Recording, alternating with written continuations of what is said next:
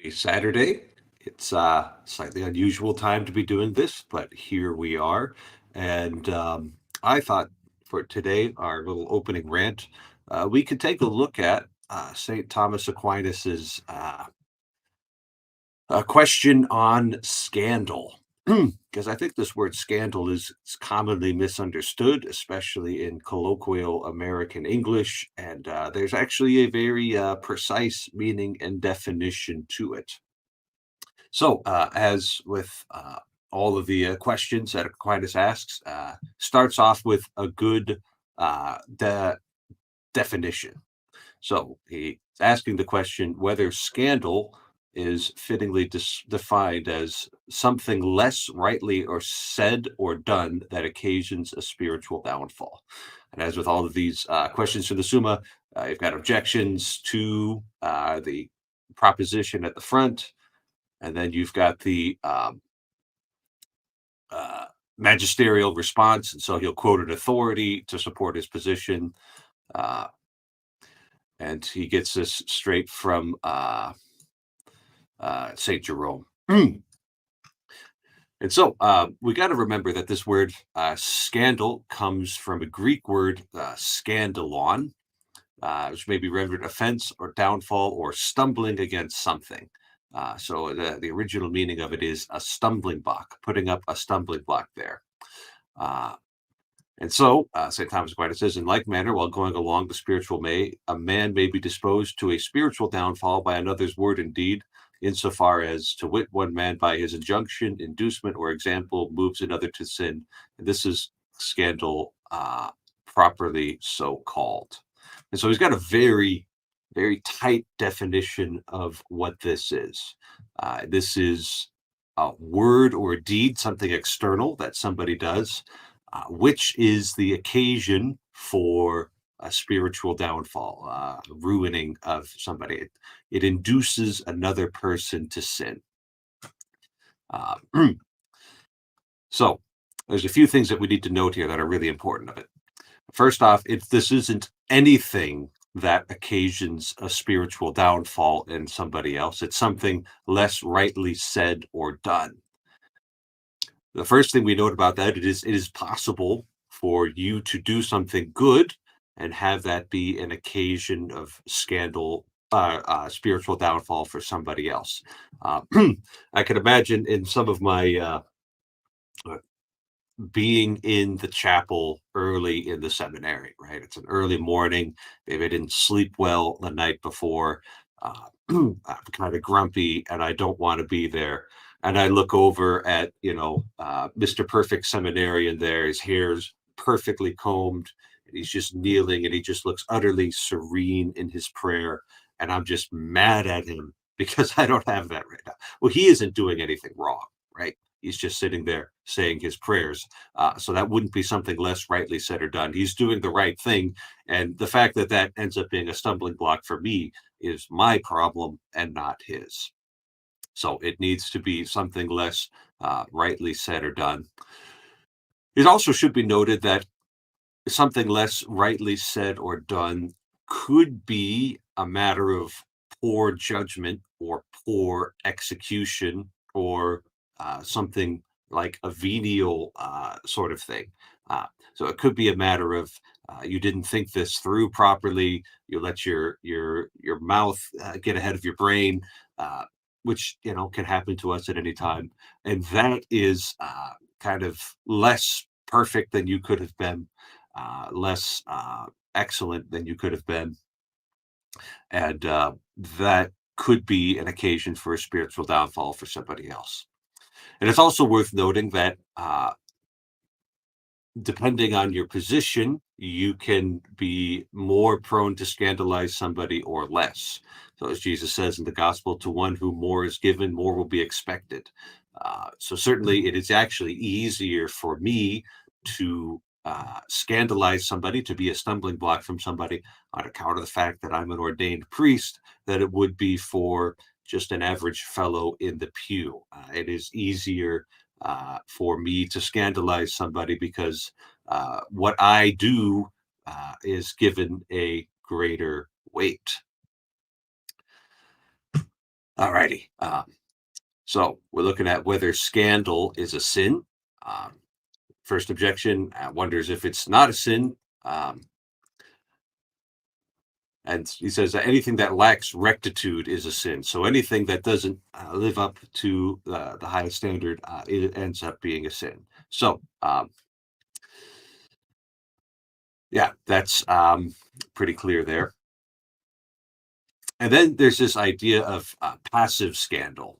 Um, that's so you have active scandal, the person who's doing the thing that leads to another spiritual downfall, and then there's the passive scandal that's being affected by this other person's word or deed that leads to your spiritual downfall. And both on both ends, there's sin, obviously.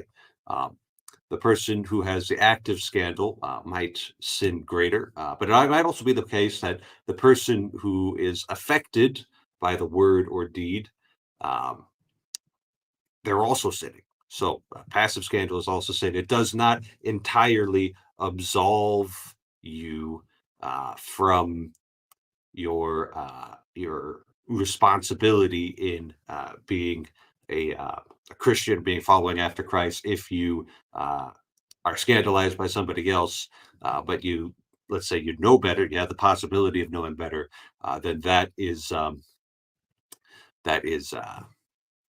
part of yeah. So it's still a sin. So we've got Bazzani here, who might have missed the very beginning of this. So I'll go back and cover that. Uh,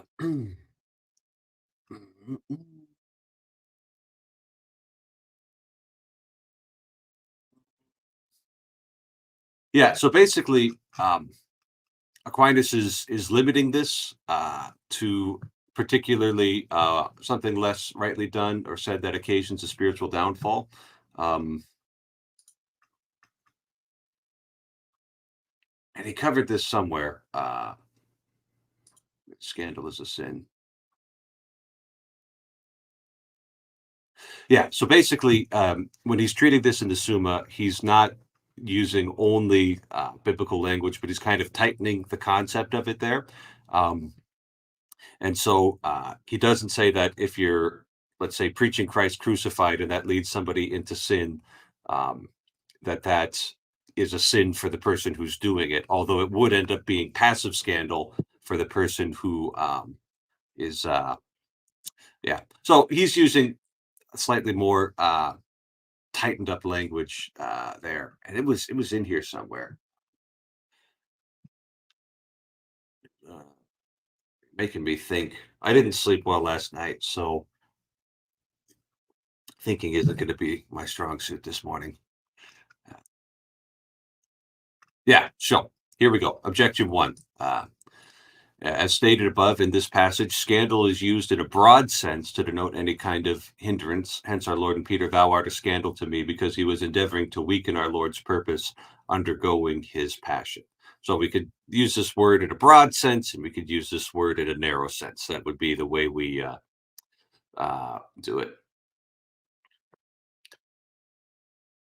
He's still on his first coffin. So, just from our brief little reflection on what Thomas Aquinas' teachings on this, uh, it is it always behooves us as Christians, as ministers, and as people who bear God's word to, it's not enough just to avoid sin, uh, but we have to, we also have to look out for each other, look out for our weaker brethren.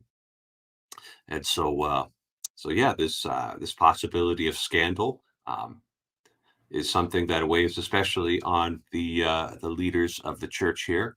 And for some reason, I thought this would be a worthwhile thing to share this morning. Uh, Christmas retail. Yeah, well, frankly, you're probably working harder than I am, but I do have a few masses that I've got to offend. All right, let's see what we got here. Uh, Teo is very happy about our European friendly time. I did specifically choose this to try and get some of my European friends in. And speaking of European friends, we've got uh, Mr. Irish himself. We've got Corey. We've We've got Hello. Philip. We've got Bubblevis. We've got Sandy. Yeah, we got the We got gangs. everyone. Everybody except Mark and Ted. Yep. Soon enough. Soon enough. Don't worry. I have good feelings. You know, maybe they'll appear before the end of this. Well, what's on your mind, young man? Do you know what? It's Advent. You know, I've been reading the Gospel of Luke recently, and the start of it, and you know what's read in Mass is, of course, the kind of something like the Annunciation and all of that. But in a whole preamble, there's a kind of dance between what's happening with Mary and Joseph and what's happening with Zachary and Elizabeth, Mm-hmm. and I found that really interesting because so the Angelus basically kind of encapsulates to some degree the Annunciation in terms of what's happening and Mary's response, and everyone kind of knows that pretty well. But it's like right before that is the whole Zachary thing, and I find that even more interesting because I'm like, well, to put it in short, it's like what does Mary say when she's approached by Gabriel? And of course, you pointed out. I don't know if it was on a stream or not, but basically, um, the word used in the Latin and in the original, like in the kind of older texts for In the Greek how the too. In the angel Greek greeted too. Mary It's a was casual familiar. greeting. Yeah, Yeah, it's a casual greeting. So, the Catholics, we pray our Hail Marys all the time. But if we were translating both the original Greek and the Latin, it would be the Hi, Mary. yeah, right, yeah. So there was that familiarity, but then the response as well for all that was said by the angel Gabriel. Mary's is there's no hint of not being on board. It's just, well, how can that be? Since I have no knowledge of man, and then it's explained to her. But what happens to Zachary is at the temple, right? He's before the temple and he's burning incense before the altar, and that's when Gabriel comes to him, and it's the same. Do not be afraid. Um, Explains what's going to happen with his wife Elizabeth.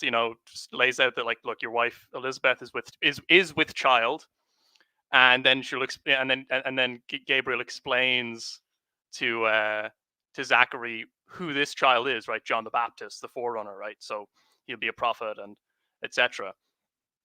But the response that Zachary gives straight out of the gate is like, but Zachary asked the angel, by what sign am I to know that this is going to happen? And And like let's put a little bit of context on this, right? yeah, This guy's a priest, right? So he is not ignorant of the Old Testament. He is in the Holy of Holies yeah, and speaking with an angel, yeah, right? So right, he right, he he has to be aware that this happened to Sarah, right? This yeah, happened to the mother of Samson. Like yeah. this has happened before. Major precedent. Yeah, Yeah, and he's right. like, Well, yeah, oh, that's that, I don't that's know, I don't that's know about helpful as this. well because Yeah, he's right there. He's yeah, he's in the Holy of Holies, burning incense, and he's performing his duties, and that's his response. He's like, how am I supposed to know? And the immediate response of Gabriel is like, I'm, I mean, I don't want to paraphrase. I think I actually have it open here somewhere. Um, yeah. So, by what sign am I to be assured of this? Zachary asks. I'm an old man now, and my wife is far advanced in age. So then the angel Gabriel answered, my name is Gabriel, and my place is in God's presence. I have been sent to speak with thee and to bring thee this good news. Now, just after that, behold, thou shalt be dumb and have no power of speech until the day when this is accomplished, etc., etc. So this you is want a sign? I'll give you a sign. right, right. I looked at that and I know that story as well, right? So the way that plays out in the end is, Elizabeth conceives, and when the boy is born and the name is to be given to him, Zachary is still silent, but they say we'll give him the name John, and it's when Zachary confirms no, his name's going to be John, and like writing down on a piece of paper effectively, that then is allowed to speak again. But there's that contrast between how Zachary you know, responds to the angel Gabriel and how the Blessed Virgin Mary responds. And I looked at that and I'm like, yeah, I'd be Zachary like 10 times out of 10. Like I just, because you hear like, oh, with angels and stuff, you don't know who you're dealing with. But I would be the sort of person, even in the middle of the Holy of Holies, to be like, yeah, how's that going to happen? Yeah, and Bazzani comes in with a good point here. Notice how in God's providence, after his mouth was shut, everyone listens to what he says when he speaks again. And the canticle of Zechariah is done by in the Catholic liturgy of the hours every day at morning prayer. So it's like, after that period of silence, after he endured his relatively modest punishment as far as things go, Yeah, he was able to speak well of our Lord, yeah. and prophesy. But there's Have it kind of a recorded in the transfer New in that Testament. and the Magnificat as well, right? Because there's no Hmm. silence on the part of Mary. Mary will just, you know, and that's a little bit. It's a little bit of time afterwards, right? But still, there's kind of, because they're two pretty significant liturgical prayers that you do, right? We do the Magnificat every Vespers, so Hmm. I Hmm. think at least every Vespers on Sunday, which is the one I do. So Yeah, every Vespers. Yeah, every time okay, we pray Vespers, and there's a nice. So the Benedictus, which is the prayer of Zechariah, is kind of about John the Baptist, the forerunner, the one who goes first in all of these things, and then yeah, the Magnificat, which comes later in the day, uh, is about Mary, really, mm, and the blessings that she's received to have her unique place in salvation history. Um, so I thought I yeah, was going somewhere with that, but I think I need even more coffee or God's grace. That would actually be better than coffee. But yeah, absolutely. yeah. But that's kind of what I've been looking at, and that's kind of something that I noticed, and I sort of thought, okay, and it is, when you see it in the context, it's like, well, yeah, there's kind of no excuse for Zachary to be asking, yeah, how am I supposed to know? It's kind of funny. You'd think, well, if you wanted to really know, you just sort of be on board with it, and then you'd see Elizabeth would be pregnant It's like eventually. 3 or 4 months down the line, you'll have your answer. Right. So it's, even in that context, it's like you're gonna have your answer anyways. And you're like, no, no, how am I supposed to know? Oh my Yeah. goodness. Yeah, yeah, yep. But it's an excellent, like, all the first part of the Gospel of Saint Luke is like, there's a lot going on there that I probably I haven't even seeing below that. But I was just very like, I was like, oh, there's a lot going on here, and I haven't even gotten to the point. Very early on, because I only just got off work. Like, was it a week ago? And I've been reading it every night, and I haven't even gotten to Christ's ministry yet. But there's a Hmm. lot of preamble, but it's a lot of great, like, kind of setting the stage, because you understand a lot more even about John the Baptist in that context as well. Hmm. Hmm. And it kind of ties in with the scandal bit we were talking about there, Hmm. where you're like, Gabriel didn't do anything wrong. Yeah, Yeah, he was literally, he had everything set up perfectly for Zacharias to, like, you know, go home and kiss his wife. And yeah, yeah, really. uh, and he stumbled on that. So this got the broad sense of a stumbling block where it's anything that you end up stumbling on, but that might be your fault. And then the narrow sense that Aquinas treats, where it's like, well, no, this is, you actually put a stumbling block in front of the blind, let's say. Uh, Yeah, I suppose in that, yeah, in the context that Aquinas is talking, he's kind of giving a proper use of the term in the sense of, like, I think Nick mentioned that the Christ was described as a scandalon, mhm, mhm. but that's probably, like, I suspect mostly that's coming out of the mouth of Pharisees and all of that, and it's kind of a misappropriation of the term to kind of basically heap scorn upon. Well, passive scandal is still a sin.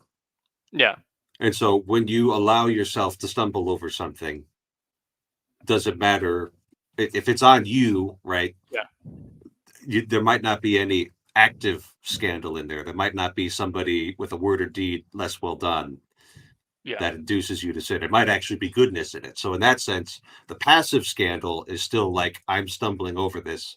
even though it might be 100% my fault. Yeah. So that's really it for me. Oh, I forgot about Advent as well. This Advent, this is a special Advent because of the how kind of short it is. Hmm. But it's also an interesting one because tomorrow is Sunday and that's Christmas Eve, but there's the vigil on Christmas Eve as well. So Hmm. we basically kind of have two Sundays effectively in terms of like obligation and all that. Yep, Uh, yep. of two Sundays in a row because you've got the Sunday of Advent of Christmas Eve, and then you've got Christmas Day, Yeah, Nativity. yeah, and it's interesting. I'm celebrating the Latin Mass tomorrow, and Oh, cool. so in the ordinary form calendar, you would celebrate the fourth Sunday of Advent, but in the Yeah, old calendar, you celebrate Christmas Eve Vigil Mass. right. So it's just I've never done it before, so this is like, oh, that's interesting. Yeah. Yeah, I'll be going to my local Latin mass. I say local, my the Latin mass in town for the vigil. They have one on at 12, which I don't know what like that would be whether that's the same or not. Um, yeah, I that counts for your Sunday obligation, but not your Christmas obligation. So Right, because it's two. yeah, Either way, you got to attend mass basically twice. yeah, yeah. But But they have that that. was, and that was so we still have Christmas Eve, but in the old calendar uh, uh, you had like the Pentecost Vigil, you would have the Ascension Vigil, you'd have the Vigil for Saint Peter and Saint Paul, you got the Easter Vigil, and those masses would, at least in the medieval era, would happen at like 8 o'clock in the morning. Uh, Really? yeah, well, it was you had the communion fast, the Yes. tradition Yeah. of the communion, and that was considered extremely important that you would fast from midnight the night before.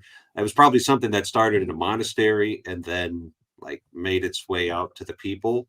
Yeah. And like you can expect a monk, like monks are pretty hardcore. They'll fast from midnight the night before from everything and then go to mass at 8 p.m.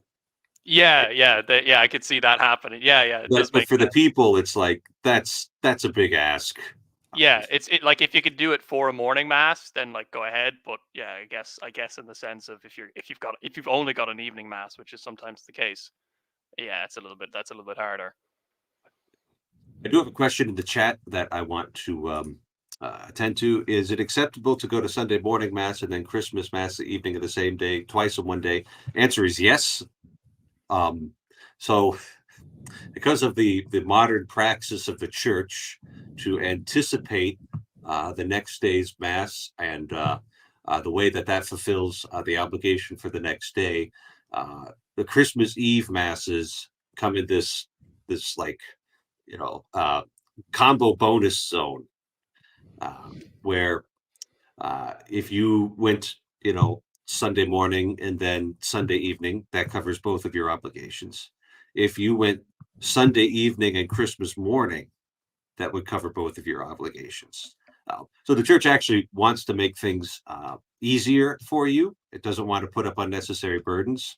And so it interprets obligations in a generous manner. Yeah. And so going to interpret yeah going to interpret that as making things easy for you, but you can't get two for the price of one. That's where we draw That, the line. yeah. Yeah. you're, Well, that's you're what not I was get, thinking until I realized actually no, these are basically two Sundays in a row. yeah, you yeah, know, you yeah, you gotta. don't get two Yeah. for the price of one. Yeah. Philip, of course, is going to have the exact same schedule that I have, with three masses in 24 hours. So I've got Yeah. the noon mass tomorrow, then I've got midnight mass for the bishop, and then I've got Christmas Day, the Latin mass again. Okay. So Okay. Wow. he's doing like a priest schedule there.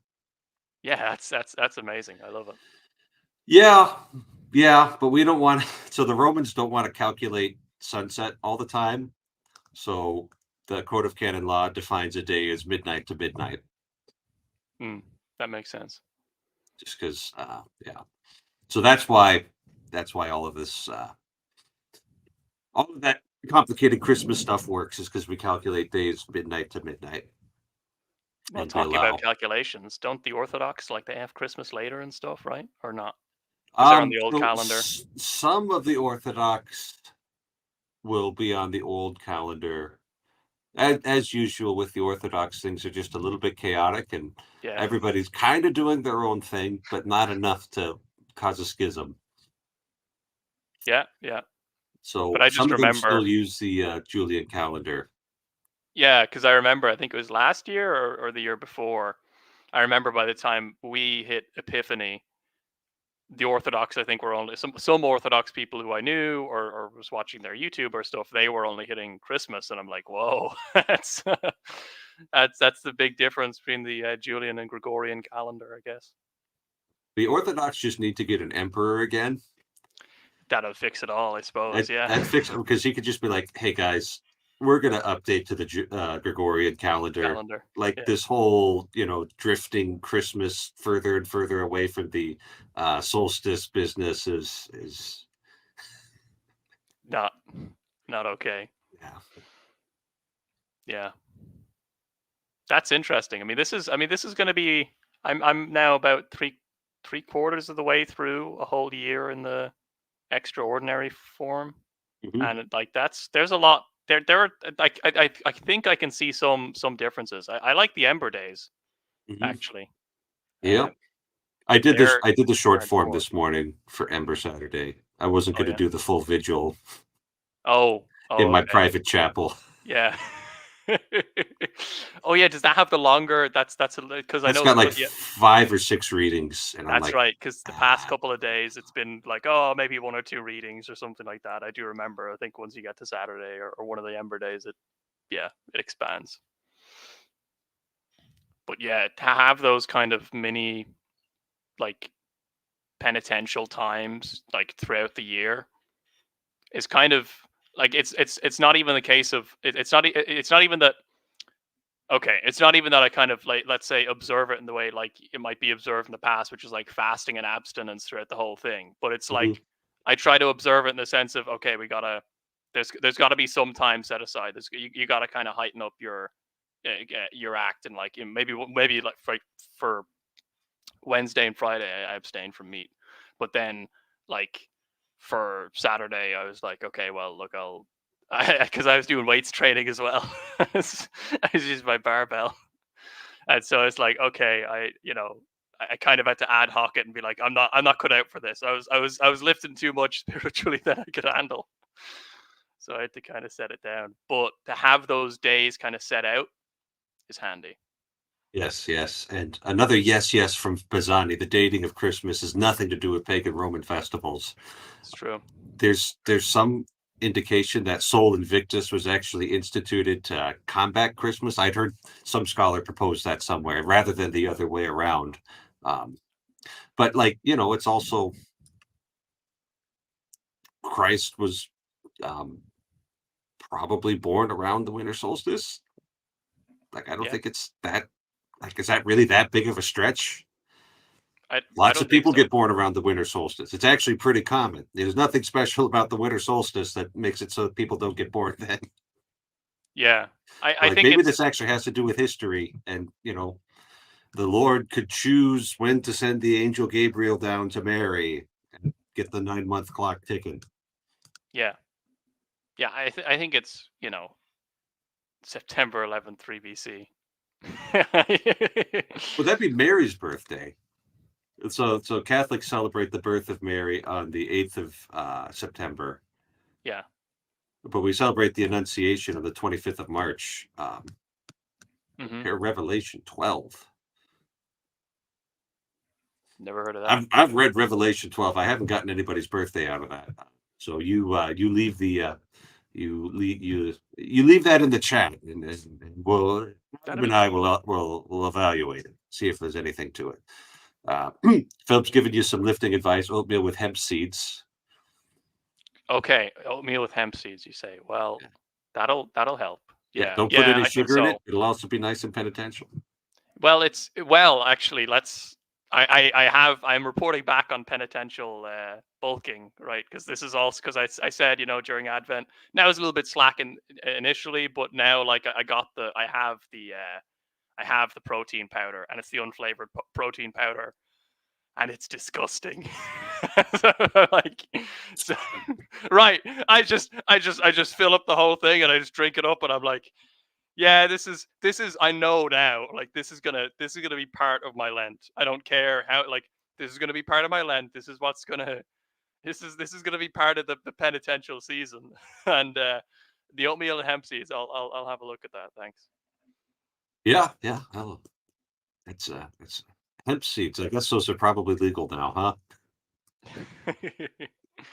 How's your gym stuff going, Father Eric? It's going well. It's going well. The weights are still going up. Um, Cool. and so yeah, it's it's like when you start getting to the nice heavy deadlifts, when you got three Krabby Patties on each side. Yes. Yeah. Like it's fun to watch the weight go up, but it starts to get like, oh gosh, Yeah. that's a lot of weight. Am I really Yeah. gonna pick that up? Right. Yeah. But that's kind of cool as well, because you're kind of, I guess, with the weight continually going up, like that's kind of actually your body is adjusting to the lifting, and I'm finding that now, even about 2 or 3 days of a consistent training schedule, I can just like walk up to the bar and I can pick up stuff that, like, straight starting off I couldn't even try to, and it's like that's kind of impressive, that Yeah. the body can do that. I think I don't think it's just the muscles either. Mm, Like there has to be stuff going on with your tendons as well. yes, definitely. Like these, and I know the world's strongest man competitions, they're probably roiding up, Of course, yeah, and I yeah. don't I don't I don't think you and I definitely have no No, I business don't. No, no, getting any not even slightly. I would like to live, yeah, I would like to foreshorten my life for just body sculpting. yeah, but there has to be stuff going on with their tendons and bone structure as well, where they're picking up a car and flipping it over. Yeah, yeah, Um, and that's probably good for your long-term health to have nice, strong bones yeah. and tendons. I don't know. If anybody's got opinions, leave it in the chat. Yeah. I, Sally's oh even yeah, your there we bones are. and joints conditioned to wait. See, Perfect. Sally's backing me up on this one. She knows everything. Makes sense. Makes sense. And And it's so good. is Yeah, Philip. Yeah, there we gosh, if are. you've got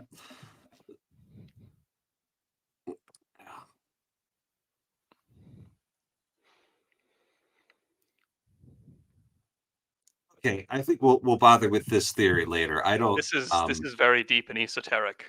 This is definitely up my alley. the theory is based on Revelation 12 describing the astronomical alignment the Magi saw. Oh, okay. Oh, So you've got to have, Matthew's gospel over here, the book of Revelation over here, and then the stars up there and get them all aligned. yeah, something And like that. I knew nice. a guy who actually part of his he's a Catholic now. Uh, Hmm. Thanks be to God.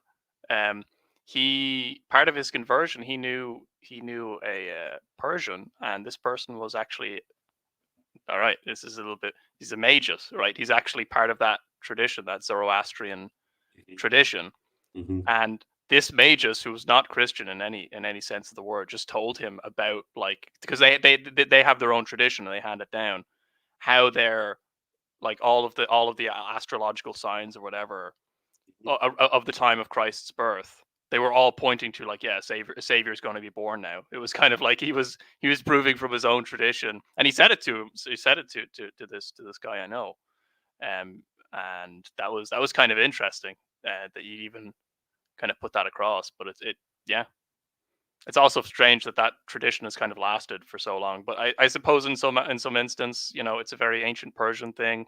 The longer it's around, the more likely it's going to stay, be to stick around, probably. So Yeah, it's like so part of my recovery from default materialism in the 21st century was noticing that my own flesh wasn't just a bunch of electrons and neutrons and protons and subatomic particles and all of that, but that's like the parts become more than the whole, right? yeah, And it's like, well, just how far does that go? Hmm. Is that like just something special for human beings, or does that actually project all the way out into the cosmos? Right. Like, is it actually the case that the arrangement of the stars, while stars are physically speaking burning balls of hydrogen, which is cool that we figured that out, Yeah. like maybe this whole thing is actually arranged with lots of meaning rather than us projecting meaning into it, you know? Hmm. But what do I know? Oh, that's no, that's fair enough. I think, but there's also an aspect of tradition there as well, which is actually kind of it's hard. It's hard for people. It's kind of hard to interact with tradition now at this stage, in the world, because people are so atomized, and so there's a certain amount of experience you need with actually being part of a tradition and a practice that, um if you don't have it, you kind of there's just stuff you can't know, and it's not the propositional knowing. Like I could maybe explain stuff that I might have kind of learned from doing that sort of stuff, but it'll never go in the same way I you know experienced it and gained it through the participation. And a good example of that would be like, well, like altar serving. So, well, I'm not an altar server. I serve during Vespers, and like, but I'm not handling the incense yet. But You got to part of work that up to whole that. Got to work up to that. Right, right.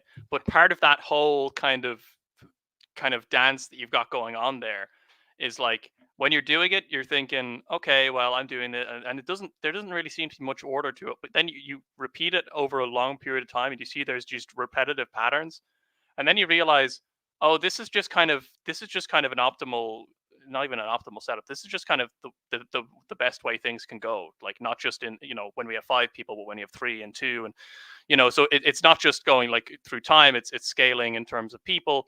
And then you think, yeah, I'm prop like I can see how this is so robust. Like, this could just last for 500 years, because like, who's going to come up with something better? And so I'm thinking, like, when I'm doing the Vespers, I'm like, I'm doing stuff that, like, I don't know, who's a saint from the 1500s, Pope Saint Pius the Fifth, right, or something like that, or anyone, right? And pretty much anyone who was attending mass would have been familiar with, and would have been doing, and then he could do the same for the previous 500 years, and so on. And it's like, that's but that's me saying it, right? Yeah. You kind of have to experience it to understand why that is the case. And when you don't have that access, it's like people come up with very strange ways of talking about tradition. It's like I remember I did a summer program in Omaha as a seminarian. It was a spiritual formation program. And so we would go over to the church and we would pray, Vespers, Compline, all of that. Yeah. And, we had about 170 guys there, plus priests running the program. Mm. And it was the end of Compline one night, and we were chanting the Salve Regina, and I got that sense of like, oh, I'm actually being backed up by the entirety of Christendom right there. The Yeah. Salve Regina is only 1,000 years old, right? Yeah. So that's a relatively recent tradition there, but it got pretty widespread and embedded in 1,000 years. So I think it's probably pretty solid. And it's Exactly. like, yeah, and that sense of the whole Christendom backing me up there uh, is it's not something that I think you can just read in a book.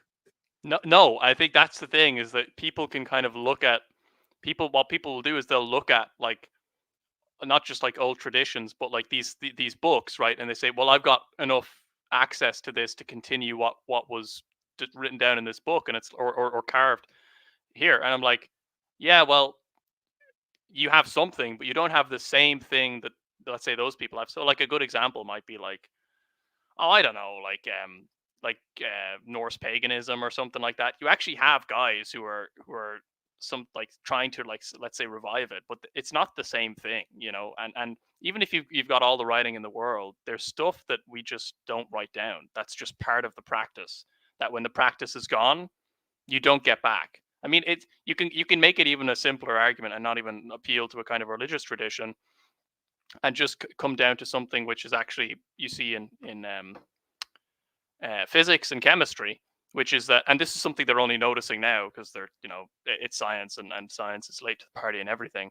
They're realizing that these hands-on skills, these hands-on skills that chemists have for being in the laboratory, all of these kind of heuristics that they have, which let's say can be written down somewhere, but that's not, they're losing them, and that further generations of chemists coming in don't actually have these skills, and it's actually producing problems for experiments in chemistry, because it's, So, if so you don't what know you're how to telling do me it. is that in order for chemistry to continue to thrive, they need to reinvent apprenticeships and masters. Yes, basically, because that's yeah. Well, it's another thing. There's something else to that, which is that there generally when you have people who are saying, "Well, I just read the book and I revive it," like it's a case of, yeah, but have you ever just sat back and been taught something by somebody who's just showing you how to do it, and then you have to do it, and which is kind of a master apprentice relationship, and that was actually what the chemist was recommending in that instance, right? He was saying you need to have this kind of apprenticeship. You have He wasn't even saying that. He was saying the students have to be willing to just shut up and learn, and like kind of shut Mm. up and just do stuff effectively. This Mm. is, this is kind of reading between the lines, but he was like, he was So describing problems like with. the first day of your mentorship should just be sitting down and watching Karate Kid. Yeah, yes. Yeah, wax Right. on, wax off, Wax wax on, on, wax off. wax off. You'll understand later. Yeah, well, certainly for chemistry, that's the only way that's going to be repaired. Like these guys need that Mr. Miyagi. It's better to have Mr. Miyagi than not have him at all. I would say, for me at least, it's better to have the whole Latin Latin Christian tradition.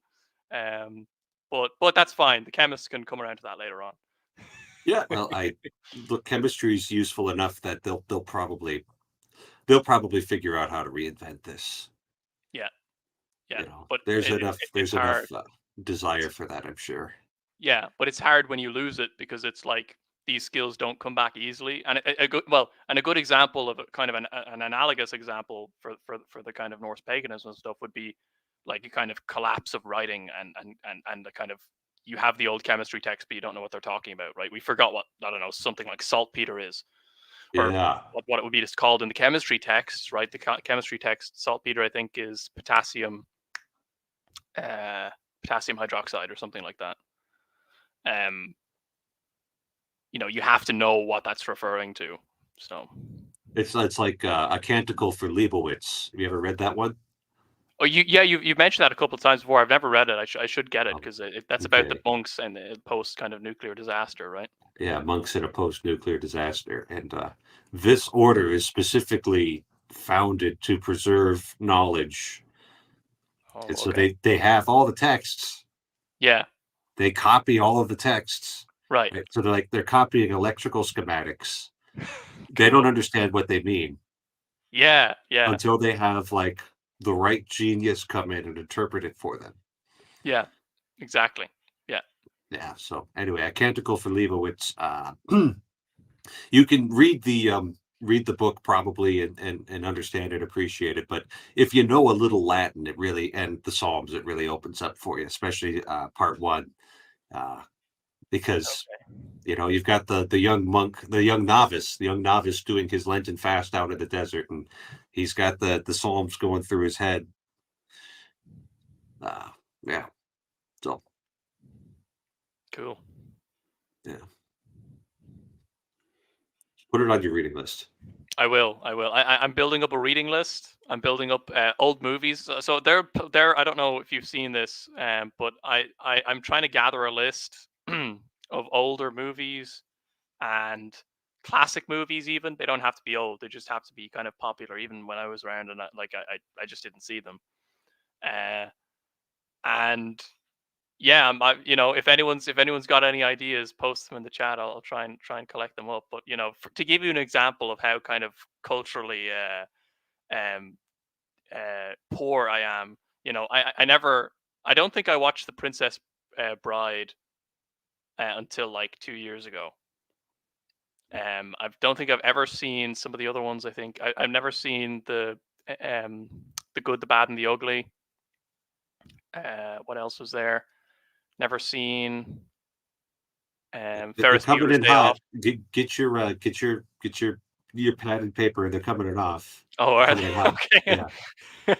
Yeah. I've never seen The Godfather actually all the way through. All I, the I haven't I haven't gotten to the Godfather yet. Maybe we should Yeah, have a watch party. that'd be cool. Yeah. Ferris Bueller's Day Off, Great Escape, like these are all. I know bits and pieces of them. I know clips of them, but I've never actually Mhm. seen the movies all the way through, and it's very. Now Yeah, I this don't know one what. this one doesn't quite rank up with The Godfather and all of that. But North by Northwest is just a fun Hitchcock film. Yeah. It's got a lot of, Soviet era intrigue going on. Okay. Nice, exciting conclusion. Hmm. It's a lot of fun. I've heard good things about Seven Wives for Seven Brothers. Okay. Uh, the Mission, if you want to see what real Jesuits look like, The Mission's a good one. Got it. Uh, I'm not familiar with either of these, but yeah. Let's see. Yeah. Okay. All right. And even William Branch coming in. The Mission is the best Catholic movie since In the Shoes of the Fisherman. So, Okay. uh, yeah. Interesting. And it's not just the classic stuff. It's like, I mean, that can include the stuff from like 10, 20 years ago, 30 years Yes. ago. Well, you had mentioned recently that you'd seen Tropic Thunder. Yeah. Like Yeah. that might have actually been the peak of, you know, turn of the century comedy right there. Yeah. Yeah. I And think so. like I don't think anything that's come after that. There's been some good stuff, like but yeah. So anyway, it's always hard talking about comedy as a priest because it's like you want it to actually be funny, but if it's actually funny, it's always really on the line. Yeah. Like, should the priest be recommending that? No, well, that's the thing. So part of me looking at these classic movies is it's not just me looking for new ones. It's me going over the old ones and kind of realizing like some of them are comedies, some of them aren't, right? But it's like some of these just aren't funny anymore. Some of these have aged very poorly. Some of them have aged okay. I don't mind. Some of them are actually still pretty good.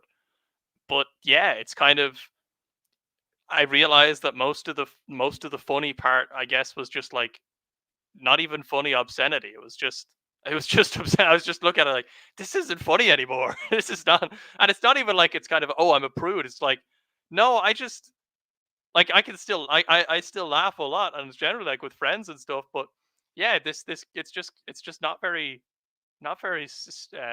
stimulating. And it's like okay, there's only so many times you can repeat the same joke in different ways. You know, I wonder how many people just sit down with a DVD of the Rocky Horror Picture Show and watch it on their own. Yeah. They got like I think the reason people like it is because they have the whole liturgy that goes along with it. Oh. It's an Okay. evil liturgy, just Yeah. to be clear. Probably. But yeah, yeah, there's the whole liturgy around it. So I didn't even know about that. I've heard about it. This is another one of like this is one that I'd class as like one that I haven't seen, but like loads of other people have either seen or heard of. You know. So yeah, sure. So like you could probably it was like a 1970s flick, uh, oh, perfect. very Perfect. very countercultural. Yeah. Yeah, a lot of homosexual, transsexual. Uh, it's a very fringe kind of movie. Yes. Yeah.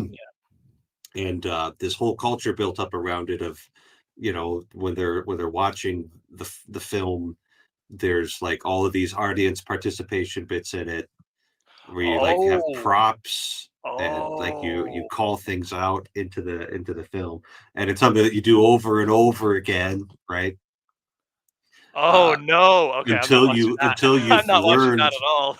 until you've learned, like how to do it, and then you got the people who are really skilled at it, know all the responses, understand all of it, and then you got like the people who are being inducted. So it's like, It's like yeah, Dark Dora the Explorer. yeah, kind of, yeah, and it's like Oh man, it's a liturgy for people who want to rebel. that's horrible. So Okay. anyway, let's talk about something nice. The Agony and the Ecstasy is a must-see Catholic movie. Yeah. Here's one that this is a comedy actually that's still pretty good is Planes, Trains, and Automobiles. I like that one. I really like that one actually. Well, the amazing thing is that Steve Martin has always looked old. That's right. Yeah, that's done in what the Like he just like went white when he was like 30. yeah. And Planes, Trains, But and Automobiles, is that from the late 80s or something? yeah, because John Candy was in it. Yes, yeah, right. That's an interesting one. Yeah, by the way, there are people who are my age who don't know, have no idea who John Candy is. Very, yeah, Who is yeah. he? I know, I know. I thought, oh, this is kind of this man's a kind of cultural touchstone. I've seen him in different things, Uncle Buck and stuff like that. And no, you know, maybe it was just a specific case, but like, John Candy, Blackadder, you know, it was and like, well, yeah, that was kind of it. But yeah, there are a couple of other ones as well. But Planes, Trains, and Automobiles, I like that. I mean, that's a perfect because that's a Christmas. Well, it's a Thanksgiving movie, isn't it? Yeah, yeah, Kind of has yeah. vibes. Shakespeare. You can Shakespeare. watch all the Kenneth Branagh versions of it. It's all right there for you. Yeah, I did Hamlet in school. I think we saw clips from the Kenneth Branagh Hamlet. Yeah, and Kenneth Branagh for their Hamlet, they didn't cut anything. They did all of it. That's Like when impressive. we actually did Hamlet in the seminary, which we had no Really? business. It had no business being as good as it was.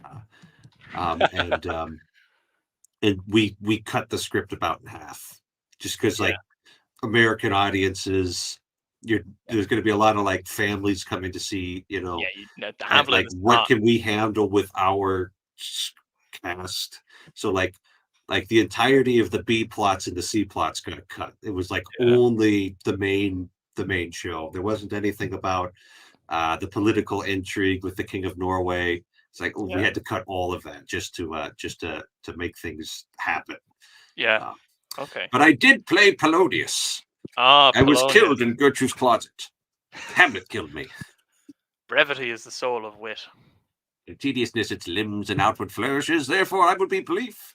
Your noble son is mad. Mad I call it, for to define true madness, what is it to be nothing but mad? I love it. I love it. I really like.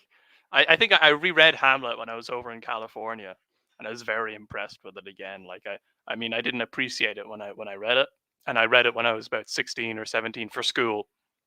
But when I read it again, I'm like, oh, this is. I really like this. I really like the character of Hamlet.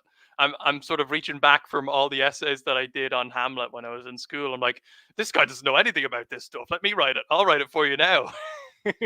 Yeah, I have to imagine being like a high school literature teacher at a public school. If you really love literature, Yeah. it's just got to be like a pure act of faith. Yeah. Like someday these children will get it, Even what Cale Zeldin, that's what he does. And like he's got like kind of upper crust Americans, he's at a private school, he's Oh got a yeah. bunch of high achieving kids, come from good families, all of that. And he's like, sometimes it's just hard, but it's like you kind of have to give people things before they're ready for it Hmm. in the hopes that someday they'll be ready for it. Yeah. So don't be too harsh on your 17-year-old self.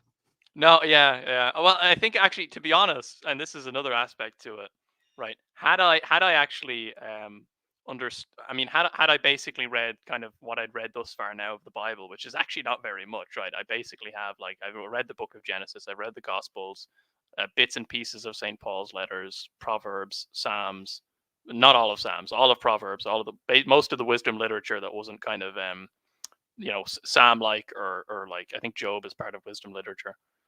I have read Job, but that's kind of anyways. If I'd read all of that and then I'd come to Hamlet, I actually would have understood a lot more because he was basically quoting from not the King James, but like some equivalent of that at the time, and there's a lot of The you're Bible. kind you kind of required to understand something about Christianity and Scripture uh, to actually engage with Hamlet because of course it was written for a Christian audience, essentially. Yeah. Yeah. So, But yeah, is Hamlet a hero? is Hamlet a hero? Oh yeah. Well, see, I don't remember. So Hamlet gets up to some suspicious stuff, right? He has that thing with what's her name? You know, the woman. Ophelia? Ophelia, right. He feigns the madness, right? So is he a hero?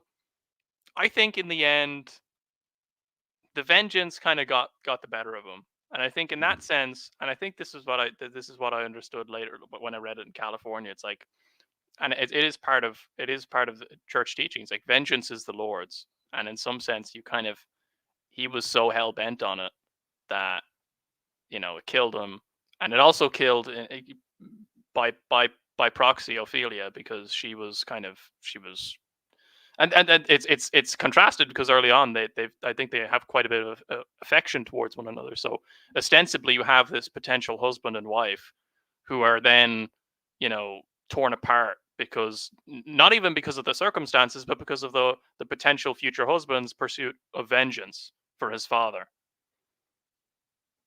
So Yeah. he's a tragic hero. Yeah. He's not a Tragic hero. Hero with a tragic flaw. yeah Because 100%, my take on Hamlet is if he had whacked his uncle while he was praying, yeah. everything would have worked out brilliantly. Mm. Oh Right. yeah, I forgot about that scene. Right. Right, yeah, he And had the this is opportunity. where he gets rotten, right? Because look, his old man came back from, I'm just going to say it, purgatory. Right? Yeah. His old man came back from purgatory to give him orders to do this vengeance, right? Oh yes, yeah, Right. So, yeah, so right, it's really going to have this like very Christian worldview. It's like, okay, how did he come back from purgatory? I haven't seen anybody from purgatory, right? right, right. I don't have the GPS coordinates. I can't Yeah, buy plane tickets there. You yeah, can't get plane tickets back. It is by divine ordinance that he yes, was allowed to come back and reveal this yes, to his nephew. right. Yeah, and so if he killed him during the prayer, yeah, that like, because after that, Right. then it's just kind of he goes on Why this. didn't Hamlet kill him during the prayer? I think because Claudius was kind of like trying to repent, right? Like he was kind of saying, I've done wrong, and so I. No. Hamlet literally says, if I kill him now, he'll go to heaven. Oh yeah, yeah, he didn't. Yeah. Right. Oh So no. Yeah. my take, here's my interpretation, right, is that Yeah. Hamlet actually had a divine mandate to carry out justice, to carry out vengeance with his That's own right. hand. But because he wouldn't do it according to the divine way of doing things, Yeah, he wanted to right? take vengeance. Yeah, right. So his old man, when he comes back, is like, you do it right away and you leave your mother out of it. Mm, mm-hmm. Right. And he didn't do either of those things. And that's how everything went to hell. That's yeah, yeah. Because if That's he really bad. yeah, right. Because if he had just like, oh, here's the perfect opportunity. It's like there's actually another point where it says, oh yeah, Hamlet's super popular with all the people, right? Mm-hmm. He would have been king immediately. And it He would have. might have been able to handle all of that stuff with the King of Norway way better. Yeah, Ophelia wouldn't have gone mad and drowned herself. yeah. That her brother wouldn't have gone and like wanted to murder him. That's right. Yeah, Yeah. So it's 100%. It's some of these stories don't make any sense unless you give them their theological interpretation. that's right. No, and I remember actually because what you said about killing him in prayer reminded me. I think in school because I only remember the kind of repentance aspect, but it's like um yeah, some of the people like, yeah, but he's sorry for what he did, and maybe Hamlet. It's like, no, no, no. But if you think about it in this context of how it's all playing out, yeah, there's a complete absence of kind of actually seeing what divine mandate actually has to do during all of that. Even though that would be at the front of I think most people's minds at the time when they're seeing the play. Yeah, exactly. He's been given his opportunity. He's even taking part in the divine vengeance in the sense that up until the point where he's like, okay, you could kill him while he's praying, and yeah, he refuses because then he'd go to heaven. And that's when That's he's wicked taking the right there. position of judge, jury, and executioner, and it's like, that's not your place, dude. Yeah, because he's taking the divine place, Yeah. right? Mm-hmm. Yeah. He's usurping God at that stage, and then, well, in the end, that's, It doesn't work out for him, it right? doesn't work out. It's a horrible tragedy that befalls because of that. The whole country of Denmark, Yeah, is when you taken over, actually is include the B annexed. and the C plots. Yeah. Yeah. God, stinking genius. Holy Yeah, mackerel. I love it. I love it, and it's even great. It's so much greater because it's like he's got those aspects, and then he's also got the characters in that, which are like all taken from Plutarch's parallel lives, and these are like great. They're historical figures, but they're character portraits. So they're Mhm. all kind of they've got depth to them, and so a lot of the depth is coming from Shakespeare's characters. Isn't just from Plutarch's lives. It's coming from Shakespeare and his kind of literary genius. But part of that is actually having information coming from other sources, and Plutarch's really good on that sort of stuff. He's Lives of Alexander, Julius Caesar, and he's talking not just about the historical events, he's talking about them as men. Yeah. So yeah, I have a whole book of Shakespeare's stuff, but I only did Hamlet and I think The Merchant of Venice in school. I'm not sure. I'm not sure whether The Merchant of Venice is gonna fly anywhere anymore. Like it's just so like we had to kind of deal with it in school to some degree, but it's like yeah, it's very much yeah, let's say of its time. It's the one with like horrible Jewish stereotype. That's right, Shylock. Yeah, yeah, Yeah, yeah. okay. Well, the Okay. tragic part about Shylock is he's kind of so he's a merchant, and there's another merchant there, and Antonio, but Shylock is kind of what sets him over the edge in terms of vengeance. Beforehand, I think they actually just made a deal, right? And it was a silly deal, like, well, if because I haven't Antonio. read this one. I haven't Oh, gotten okay, to it. okay. So Yeah. Antonio is basically a merchant in Venice, and he needs a loan, and um Only the Jews can do that. Yeah, yeah. so yeah, so that's where Shylock comes in. He's a Jewish merchant, but actually, and Shylock says you kind of you treat me badly, to Antonio and blah blah blah. But I'll give you your loan. So it's kind of put around in the scene as though Shylock kind of he recognizes that he's not being treated well, but he's still willing to do business with him. And then like he kind of um, and it's kind of put across, I think, as a bit of a joke, right? The terms of the contract, because Antonio's a really wealthy dude. Like he could definitely pay this back. It's fine. He says, "Oh, and if you don't pay it back, I'll get a pound of your flesh. Haha. Let's sign it down in the contract. Wah, wah, wah. Yeah, right." And then, you know, Shylock's daughter runs away, absconds, with some friend of Antonio's, right? And I think the daughter takes some money with her as well. Um, so then Antonio's ships go are wrecked, so the money doesn't come back to Shylock. But at the same time that happens, Shylock's daughter runs away with this dude, even though he prevented her from doing so, like he explicitly forbade her from doing so. And then it's just kind of he's kind of gets this confusion of like, okay, well I've just lost my daughter, but then I've just lost all this money, and it was a massive amount of money for him, I think. But he kind of his greed. It's not just his greed, like it's his resentment, I think, for all the people around him, which then gets transformed into I'll have my money, and then also the betrayal of his daughter because he loves his daughter. I think it's put across, and then the only person in the world he loves is his daughter, and she ran away from him. She didn't want to be around him. So there's that whole there's that whole kind of play on. So Shylock's actually an interesting character, but unfortunately, yeah, basically because of the time that it's written, um, and because of just kind of the character that it puts across in Shylock and the way people will interpret that now, it kind of I don't think it'll ever be. I think I was lucky to have actually read it for the time for the time I was in school. Yeah, like they won't be teaching that one anymore. I Or don't it'll think just be so. like look at how ignorant and awful these people were. We're better Yeah, now. yeah. I think most people will probably default to Romeo and Juliet. I know a lot of my friends did Romeo and Juliet instead. Okay. All right. So you actually had the option of which one you were going to study.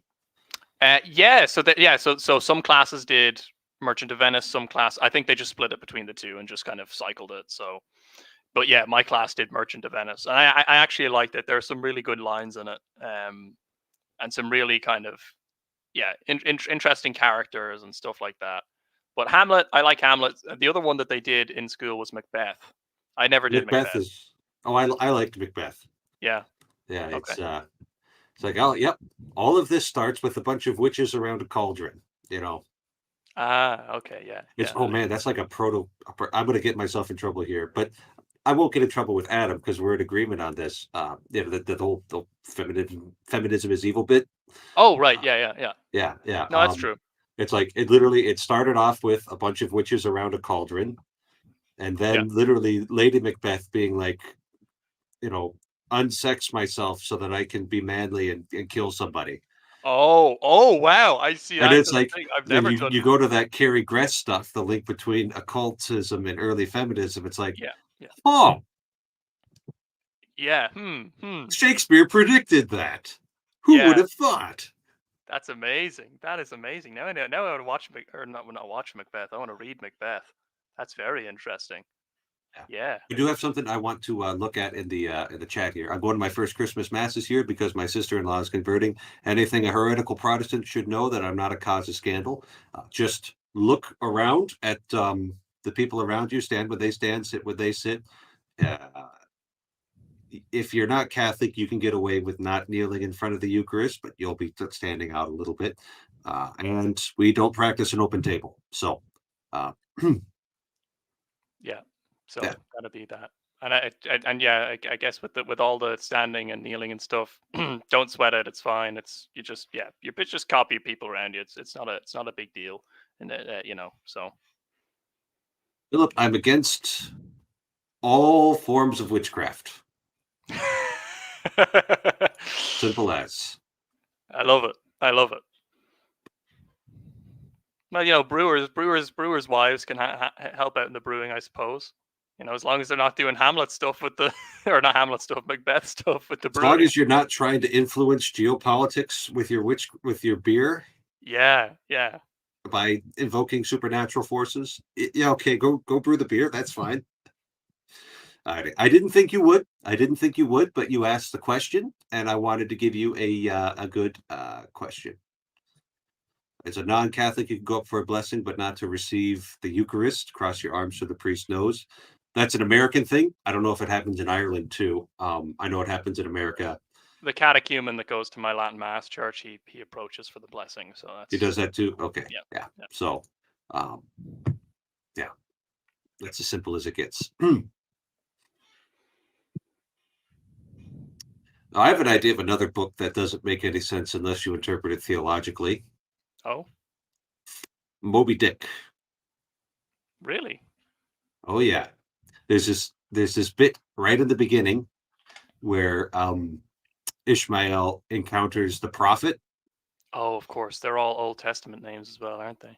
Yeah, yeah. And the prophet says that it's just this little throwaway line, but I think it actually helps you interpret the whole thing. Is that Ahab is a wanted man in like Spain because he spit in the chalice, killed the priest, and stole the chalice. Oh, okay. All Right. right. And so he's already attacking the sacramental representation of God on earth. Yeah. Yeah. And then, well, what's the whale, right? Oh. Yeah, yeah. Okay. Yeah, the whale, and literally later on, Ahab says, uh, whether it's the man himself, the mask, I don't care. I will still attack him. Right. So my take Oh is no. that He hates God. yeah, he hates God, but he can't kill God because like how do you kill God? So he just attacks nature itself. Yes.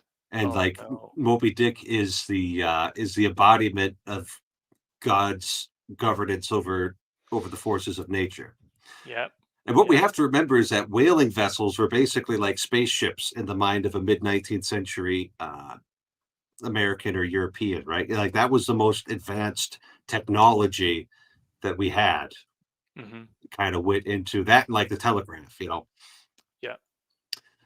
And so, yeah.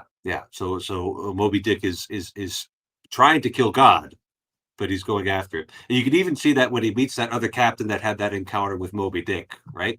They have this meeting in the ocean, and they both have like peg legs for the limbs they lost. The other guy's like, "Oh yeah, I'm not doing that again. I've learned my lesson. I'm going away. I'm not gonna." Yeah. So there you have it with the scandal again, right? Mhm. Mhm.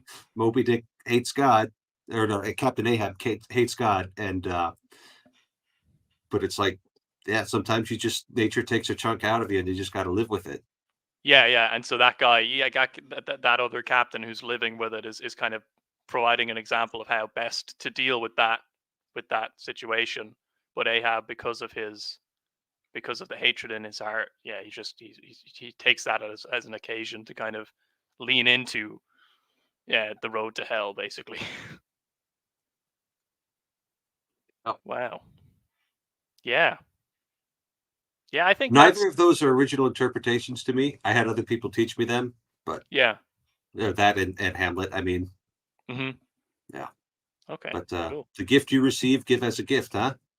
Absolutely, because I love this sort of stuff because it's all my exposure to literature was all during a time when I was like a convinced atheist, and I'd never again like I 3.5 years ago that was the first time I picked up a Bible. So it's like, the only kind of in that I had would have been basically cultural phrases that have their basis in scripture rather than actually knowing anything about, well, Waning anything. and weakening cultural heritage. Yes, right, Yeah, exactly. like we're getting down to the dregs here. Really, yeah, yeah. So I really appreciate actually having that, you sharing that, Father Eric, because it's stuff that even if I kind of see, I don't even have the kind of vocabulary to properly describe it in some sense, or maybe even the kind of the intellectual kind of uh, habits to be like, oh yeah, so that connects to that with like with the Ahab stuff, right? Like, oh, Ahab hates God, and so this is all playing out quite well. I'm a little bit slow when it comes to that sort of stuff now, but I'm It's getting it's better, it's the hopefully. benefit of seminary formation is that the seminary is a bit of a Benedict option kind of community there, right? Like Hmm. very intentional because you're forming priests. And so even our literature classes, they brought in like this. He was an adjunct professor. He was involved in some kind of homeschooling co-op. Mm. And he came in and was like, okay, I'm doing an American literature class. Well, we're gonna make sure to have Moby Dick because that's actually I really enjoy it. Like Yeah, sitting there reading, listening to it's an Herman American Melville classic. talk about whales for 3 chapters, I found an Yeah. enjoyable experience, but I understand if you don't like Melville's prose, that's gonna be miserable. So uh-oh. Uh oh. Uh oh. Give me a second. Alrighty. Um, oh, nice profile pic. Oh, thank you. Yeah, uh, yeah. Corey says, "Guess I need to read Moby Dick now." Most people I ask say they hate it, but this framework probably helps. It also, I really enjoy Herman Melville's prose. I could just sit there, listen to him talk the whole time, and I think it'd be great. But like, man, if you don't enjoy his prose, you're going to have a rough time with it. So I'm willing to say your mileage may vary on it. You might not enjoy it as much as I do.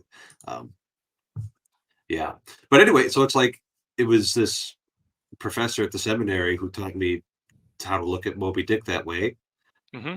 Which I don't think I think it's even in back in the day that would have been a minority position, but I think it's a minority position because people's deeds are wicked and they hate the truth. So Yeah. Yeah.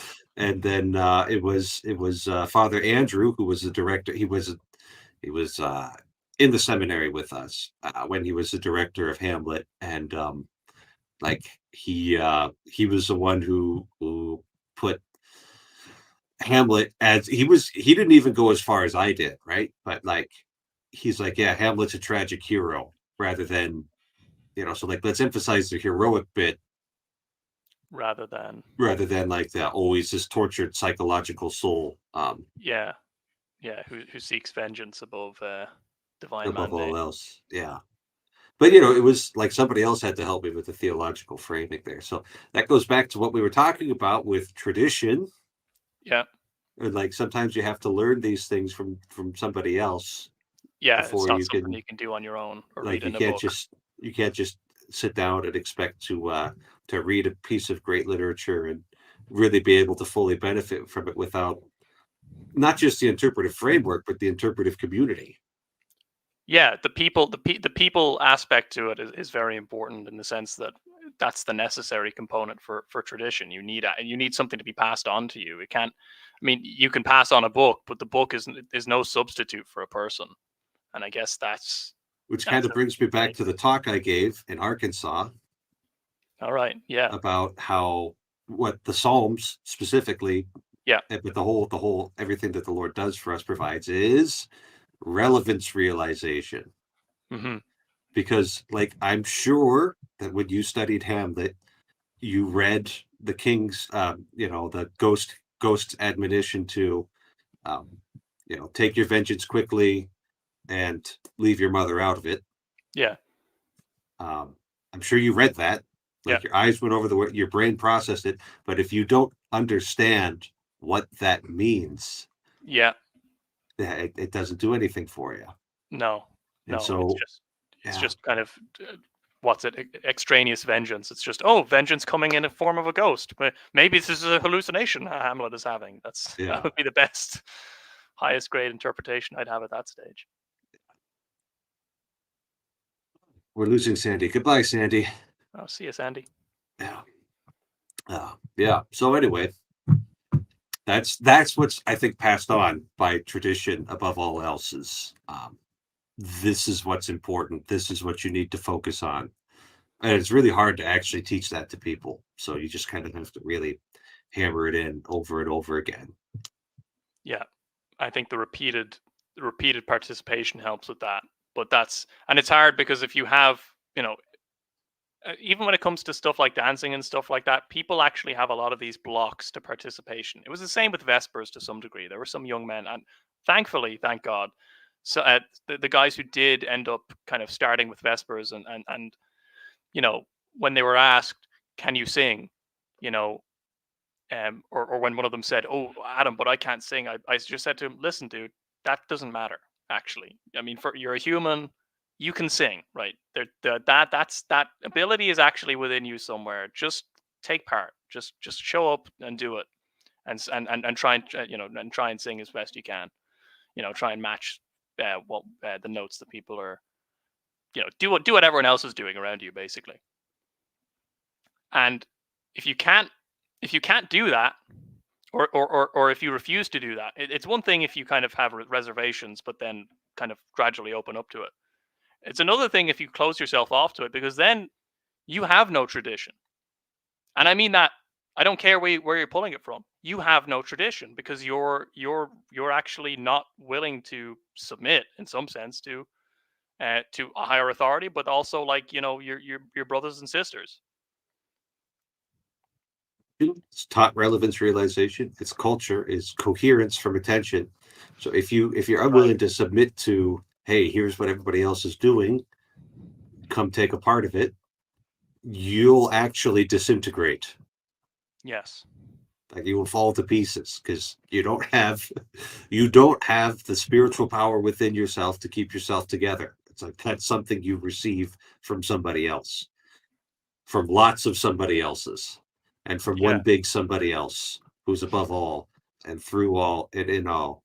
May his name be praised forever. Amen. Amen. Yeah. That's it. That's the long and short of it. And that's why I like participating in like Vespers and stuff. Even though I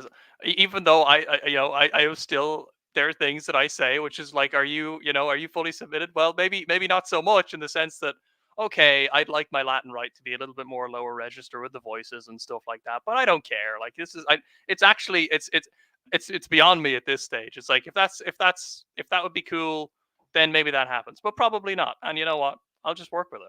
It's stuff like that, or what? Once in a while, I mean, like I like Eastern Orthodox icons, and it'd be nice if there were more of them in churches. Actually, there are, um, but it's stuff like that. But that's the I thing. hold up continually the Basilica of St. John Lateran as like As our as Yeah. our ideal church. And that Hmm. mosaic icon on the apps Yeah. is like, that should actually be the bad, not St. Peter's. I love St. Peter's. St. Peter's St. is Peter's great. is good. Yeah. But like, I think St. John Lateran, that's the background for those of you who don't know it. I've there was like last year, there was like 3 weeks in a row that I brought it up, but we're gonna bring it up again because I just love it so much. Absolutely. Yeah. It's so beautiful, and I think the advantage of I guess the icons is that it is just that pictorial representation, and to be honest, like our churches do have that. It's just if you do end up getting rid of the statuary, you lose that to a large degree, and statuary I think is kind of to some degree the West's continuation of iconography. Not, we still have icons, but that was our kind of ordinary form of depicting scenes and representing stories in the Bible. Um, Here we go. This is nice and big. It's not big enough. Sorry, I'm just looking for one that's big enough. yeah, Ba, ba, ba, ba, ba, ba, ba. but I Here really we like go. I really like that. St. John Lateran and any of the old Gothic churches as well. Remember, remember, kids. Um, this is actually the Pope's Cathedral, not Mhm. St. Peter's. That's the seat of the Bishop of Rome. This is the seat of the bishop, which means this is the cathedral of the whole world. And if Mm. anyone says otherwise, anathema sit.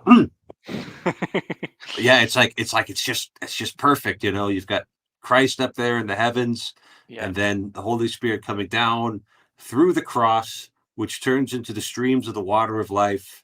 And the Oh yeah. deer that yearns for running streams is drinking its fill there. You've got the uh, you know the mercy, and it's got the symbolism of the right hand and the left hand perfect, you know, which I see a lot of my modern iconography not get correct. And Saint Saint John the Baptist, uh, Saint John the Evangelist, Saint Andrew, who's a patron of Rome. Mm. After a plague, Saint what was it? Yeah, Saint Gregory the Great brought out the bones of Saint Andrew, or some relic of Saint Andrew, or maybe it was just an icon. I don't know. And Yeah. walked through the Oh, okay. streets, and that delivered them from the plague. And then Our Lady, and then Saint Peter and Saint Paul, and then they added later Saint Benedict, or no, Saint Anthony and Saint Francis. And then there's just a little Pope, and Mary's giving a little blessing to the little Pope there, because in the grand scheme of things, the popes are little people. Yeah, I suppose so. Yeah, really. In the I know I do like that. I very much like that on the in Saint John Lateran. Mhm. Mhm. Yeah, the Basilica of Saint John on Lateran Hill. Mm. Just so we're all clear there. Yes. There's Yeah. no person named Saint John Lateran. So No. anyway, just yeah, and guess what's not here? Oh, a depiction of God the Father. There's no depiction of God the Father there, right? Yeah. Because I if you see. want to I'm see the I'm getting Father, you used to look at that now. Christ. I'm Yeah, getting used to that in all my churches, and I kind of, I just kind of, I just focus on Christ and depictions of the Holy Spirit because it's just yeah, I don't know, it's just there. I'm 100% in the camp that the East needs the West and the West needs the East. Yeah, I think Like, so. we need both of that, because Both lungs. like you wanna have things organized, you got to put the Romans in charge of that. Yeah, But like when we're getting too organized, Easterns, the Byzantines could be like, back off, back off. yeah. Well, there's something to the extreme West that I don't that I want to try and understand. The extreme West. What do you mean by that? Well, like, so we know what the extreme East is effectively, which is like, I mean, in some sense, you could say in the Christian sphere, it's like the Nestorian Church or something like that, right? But in the broader kind of cosmic sense, it's like, okay, well, that might be like Japan or something, right? That's where all the weird stuff is. It's kind of, I don't know how to describe it exactly, but like a good example is like you have these familiar structures, but they're like complete. They're kind of the way you interact with them is completely different. So you think about the Chinese Confucian system; they have a very high respect for family and all of that, and hierarchy within the family. But marriage over there is like a duty, and like husbands and wives will hate each other, but they'll stick together for the sake of like kind of a broader societal order. And I mean, even earlier on in the West, when that was, when we had something a lot more proximate to that, I don't think you'd ever have a Westerner frame it in the way that a Chinese person would frame it. I think they would say like, I mean, it would be basically the Catholic conception of it, which is like this is good for society, but it's good for the individuals as well, and they need to participate in a way that aligns everything up in that hierarchy. And so for me, I think for a lot of Westerners, when you broach the kind of Chinese Confucian system, it's like that's familiar and there's some good parts about it, but it's just I don't know, a little bit weird, right? But it's still got the kind of structure we recognize. I don't know what the equivalent to that is in the extreme West. Maybe it's I just like think it's I massive think it's what we're chaos. doing right now. Yeah. Yeah. Like the equivalent of the extreme West is, actually, I'm a lion. Yeah. Right. Right. I think I that's think so. I think that's the extreme West right there, because it's like, Yeah.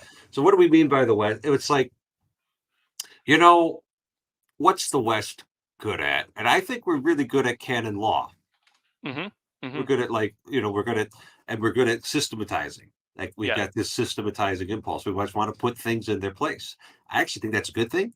Mhm. Like, I'm not going to sit here and say, "Oh, everything has to be apathetic and never say anything ever," because that's bad. Yeah. Yeah. You need some Um, guide. but You need some authority. if you take that, like when you're systematizing, you breaking things up and putting them back together, Mhm. or at least rearranging them from. Yes. Let's say, 'cause it's just like, let's take a look at the scripture. Scripture's kind of chaotic. Like, things just kind of go where they go, and you have to learn how to navigate around it. Mhm. And that's fine, but it's like, that's not the way St. Thomas wrote the Summa. St. Thomas Right. wrote the Summa, like, to go in a very particular order. It's and so it's that breaking things down. I think Yeah. that's kind of the Western. And if you don't break things down too much, if you still respect a certain amount of integrity, um, then then it works. You can Mhm. organize things. Things could be, a little bit better. But if you let that breaking things down instinct take over, you start off with nominalism and you end with atomized individuals. Yeah.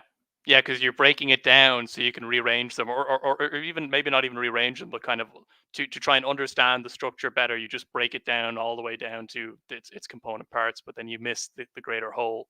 Or it's And not then, only of that you course, miss the greater whole, but you don't learn when to stop breaking things.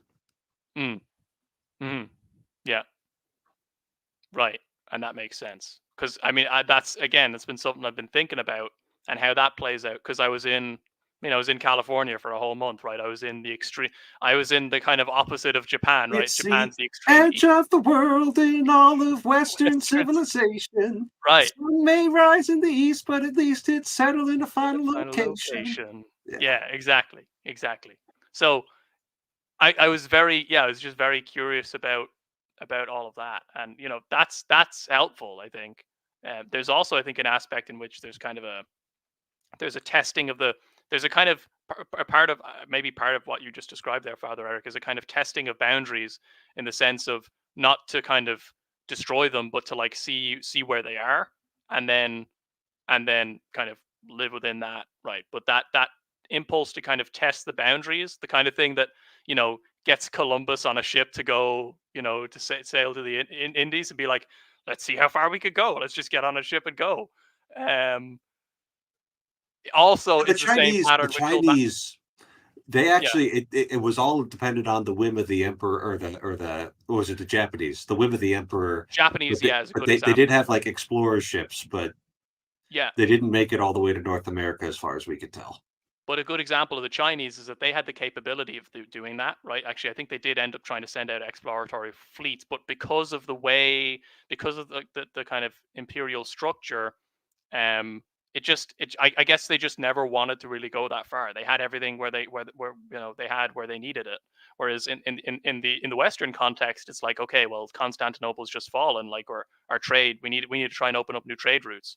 And so Christopher Columbus comes along, and other explorers, Amerigo Vespucci, and a good example of that is like the discovery of the Americas. But a good example of where that goes wrong is like what Columbus does when he gets there, right? And he's just like, we're just gonna make them into slaves and stuff like that, or we're gonna kill the natives, and it's like, I think that's, you kind of have to hold them in tension, because it's like, one aspect is, you know one aspect is, you've got you end up with a place like kind of the continental United States, and all the kind of structures there, and all the kind of growth that there was for excess population in Europe to go, right. um and But then you also have like that, that same impulse which generated that, also generates the kind of, we'll just break everything down into bits and pieces. We'll just kind of endless, as it were, not liberation, but like license, maybe. I don't know. It still has something I can't fully grasp, and I don't want to kind of just break down into, the classic European stereotype of, ooh, America bad because, you know uh, oh, Sometimes America yeah, bad, but sometimes sometimes America good. sometimes America bad, but in the sense of like just kind of falling into that as a rule, rather than just seeing it for what it is, seeing what the extreme west is. And I don't think even America as a whole is the extreme west, because of course there's California, and then there's the East Coast.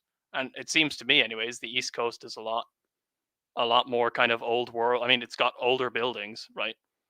um a lot more old worldy. My brother-in-law comes from New Jersey, and he kind of gets on with us pretty well.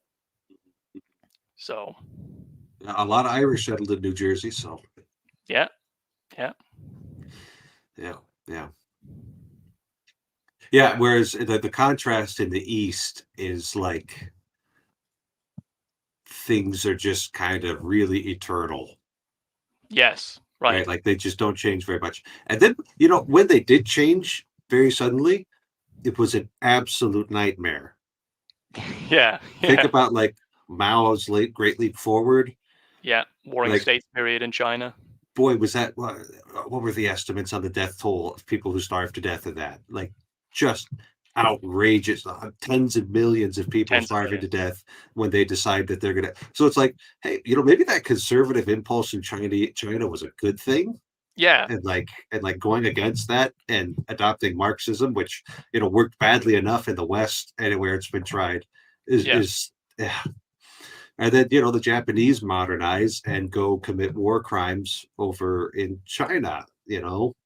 So Exactly. like that conservative impulse there is probably good for them.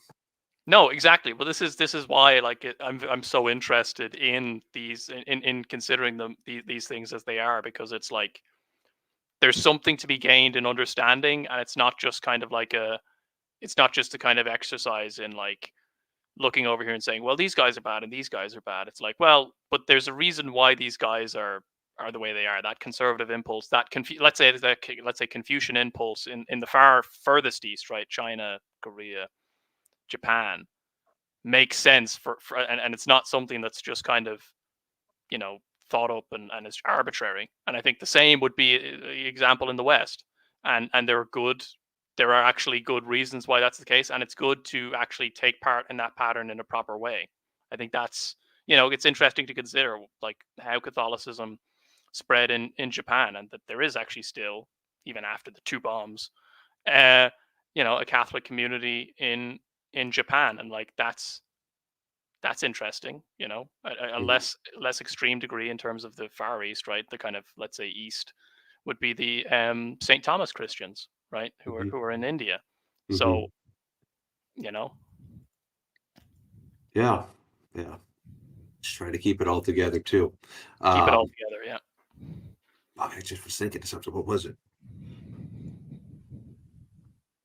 It's gone. If it's important, my guardian angel will remind me. Excellent. That's what I tell myself. Mm.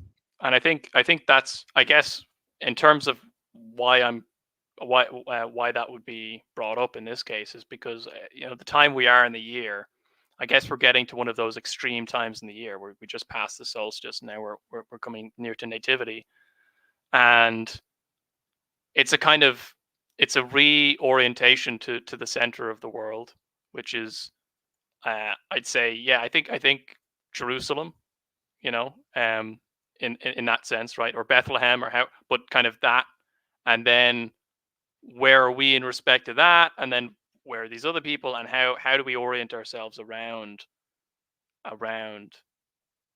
our true center, the center which we should be looking for, which is our Lord. Jerusalem is the center of the world. Of course it is. Of Yeah, course it is. that's a Jonathan Where Pageau else thing. could you That's put it? right. Like, it's literally perfect. Yeah, yeah, Like, even the geography, it's like, oh yeah, Africa, Asia, and Europe all come together right there. right. Yeah, Oh my exactly. gosh. And it's like, You can't make this stuff up, man. Like, if you put that no, into a book, everybody'd be like, oh, that's cute. that's yeah, yeah, yeah. Yeah, it would be. Oh, look, he's the way they've laid it out, it's perfect. It's all very convenient. It's like, no, that makes sense. All right, that makes sense. And I don't even know. See, this is the funny thing, right? It's like I'm a Latin. We're kind of Latin Christians, right? We're part of the Latin West as a whole. But like, that's the thing. The center of the world's Jerusalem. Like, I kind of, at some point, I do kind of want to visit the Holy Land, because I just, like, okay, this is where the center of the world is. Like, what, you know, There's um, a lot of little shops a lot with of little Muslims trying shops. to sell you icons. Oh, okay. Well, there we go. But there's also the Church of the Holy Sepulchre. Right, which is great. Like, And oh, absolutely, let's pray for the Lord to restore peace to the Holy Land. Um, absolutely. but if you do go, you absolutely have to do the vigil at the Church of the Holy Sepulchre. Okay, okay. I You see. I, get I don't I don't even know the kind of the layout that they have there. So they do have a vigil. Okay, Yeah, it's all night. all You don't night. sleep. Don't sleep. It's Okay. it's it's it's a vigil, right? So I got to do it right before we flew home, so it was kind of like getting a head start on my jet lag. Okay. Yeah. So it's like you got to go in there a few days ahead of time. You just put your name on a list. It's Yes. guess what? It's the Franciscans, it's the Latins who take care of these lists, right? Because Okay. There you go. hey, we're working this out. And then you show up at 7, and they lock the doors at 7. Um, and Oh then God. they open the doors at 4. But you can pray in the, I can't remember what it's called. One of these days I'll actually remember, but you've got like the big church structure, and Yeah. then you've got this much smaller structure around the tomb of Jesus. And Hmm. you can actually get extended prayer time in there. You have to elbow some like Polish women out of the way sometimes. And they're real jerks. So like you gotta bring it in there from Yeah. about Yeah. 7 p.m. till about 11:40. You could just, it's quiet, finally quiet. You don't have half of Asia packing in there. Yeah. Right. Yeah. Well, that would be the thing, of course. Yeah. Part of, if I was going to go to the Church of the Holy Sepulchre, that's the thing. You're getting a lot of that crowd in there, and not okay. So the nighttime vigil is just, um, yeah. Okay. Yeah. And there's so many other places as well, not just the Church of the Holy Sepulchre, but uh, the Church of the Nativity in Bethlehem. Mhm. I mean, there's so many places It's that it be, you know, we did Galilee. we at the seminary, we were kind of spoiled. We did a 3-week trip through the Holy Okay. Land. So it's like instead of having to get everything done in 8 days, we had about 20. Oh, that's excellent. Yeah. So it was a little more relaxed there. But yes, to answer it, the latter. So Church of the Holy Sepulchre is not the most edifying story in Christendom, because Yeah. there was a lot of fighting between the various Christian factions there. Yeah. But like I think it was in the 1950s, they all came together and said, "We're not going to do anything here unless we all agree on it." Hmm. So, yeah, They just don't touch it. Basically, they that's just the agreement. and so the ladder is kind of the symbol. It's like, okay, we put that ladder there. We're not moving it. Yeah, because that was the extent of the agreement. Like they didn't want anything to be touched, basically, because it was because at one point it's basically under the Latin Patriarchate of Jerusalem. So then it would probably be like more Latin kind of decor or whatever. But you've got the Orthodox there, you've got all these different jurisdictions. Who makes the decisions with regards to the church? And so, as far as I'm aware, it's just kind of it was haphazard for a while because, of course, it was under the Ottoman It Sultan. was it was constant fighting.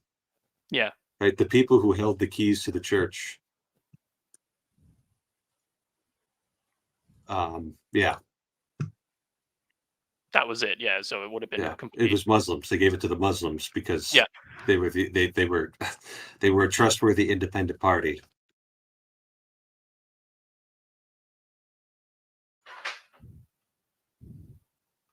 yeah. So and yeah, I mean, you can imagine that's the difference because at least with the Latin Patriarchate of Jerusalem or something like that, effectively with the Christian Caesar, that kind of that has some resolution. But yeah, because the Muslims kind of had the keys, it was and like at that point, yeah, people. I don't even know what would have went on Yeah. in that church over those years. But there are other major churches there. As I said, the Bethlehem. Are there? There's got to be ones I'm missing. I think there's one up near the Sea of Galilee. Well, there's all sorts of little churches in Galilee. Right? Like you've got the Mount of Beatitudes. You've got uh, yeah, you've got the place where Jesus multiplied. No, no, no. Yeah, what are the places where he multiplied the loaves? You got the place where uh, Jesus had the fire with St. Peter after the resurrection. You've Mm. got the Peter's house, which has a really horrible church on it. Uh, Oh yeah, is it a you go to modern Nazareth, you've style? got the Church of the Annunciation, which is also kind of horrible. Some of the stuff So, got built in the 60s, so oh it's really? like, yeah, it's like you can see the worst of the West manifesting itself Uh in the oh. center of the Yeah, I world. see it. Yeah, I Yeah, see it. yeah. Like I get what they were trying to do with Peter's house, where it's like they built it over Peter's house, and then you're going down, the roof, Hmm. so you're the one being healed. But yeah, yeah. Yeah, well, that's it's hard. It's hard being at the center of the world, though. That's I Yeah. guess I don't know whether the problems we have get amplified the closer. I think I honestly probably yes. The problems probably we have get amplified the closer you get to the center of the world. I don't know, or some of them, or they change around in some way. But that's why I'd like to go to the Holy Land. Like, But no, it's a problem of time too, and when things were built. So, like in mm, the 1940s and 50s, the Christians were building a lot of churches in the Holy Land, and there was this great Italian architect, Antonio Berluzzi, who mm-hmm, was the architect for like most of them. And you yeah, go there, and they're just spot on. Like he nailed it. mm-hmm, Or even if you're not a huge fan of what he did, it's like, oh yeah, that's a church.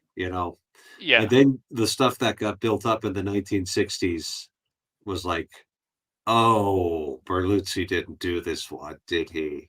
mm-hmm, mm-hmm. They got some modern architect to do it. So like the Church of the Annunciation's got like brutalist architecture in it. Oh, It's like all poured concrete, oh no, and it's okay, but it's like, who in the world gets excited about concrete? I don't know. I don't get excited. Like concrete's I what you don't. put underneath the structure because it's practical as a foundation. Mm-hmm. Like Right. that's what concrete's for. Yeah, it does the job. Like That's this all. poured concrete ceiling makes the place kind of look like a parking garage. Mm-hmm. Yeah. Oh, there's a Church of the Transfiguration, of course. Yeah, that's a really nice one. Oh, Up on that's top of the lovely. mountain. That's That's because that's an ancient church, basically, right? Like it's that one I think was redone in the 50s as well, okay. but like redone very well. You can go Yeah. to Elijah's Cave. Elijah's Cave is pretty cool. Um, you can see the place where, um, yeah, the place where they slit the throats of the 400 prophets of Baal. Oh, wow. Okay, cool. Nice. Yeah, it was raining really bad that day though, so we didn't spend as much time. Um, Mm. you know, Baptist best friend with an architecture background loves brutalism. I don't get it. Yeah, me neither. So anyway, absolutely go to the Holy Land, and even the bad architecture won't ruin that for It you. doesn't matter. Yeah. At the end Yeah, of the day, it's like it's okay, I'm it's the here. place. Yeah. Yeah. Right. Yeah. Ooh.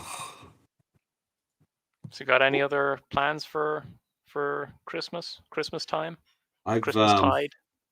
yeah, it's weird not being in a parish because I'm like normally I'm like Christmas is coming, but it's like Yeah. yeah, I've got the noon mass tomorrow, and then I've got the midnight mass with the bishop, but like that's going to be mostly just regular mass.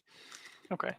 So, make sure his hat gets on and gets taken off at the right time, and we're good to go. And then I'll be tired on Monday morning because it takes me a while to get to sleep after Mm. I've been busy. And mass is at 10, so it'll be like I won't get to sleep until like 3, and I'll be waking up at 8. It's just, that's how I Yeah. signed up to work holidays, right? Like this Yeah. isn't a surprise to me.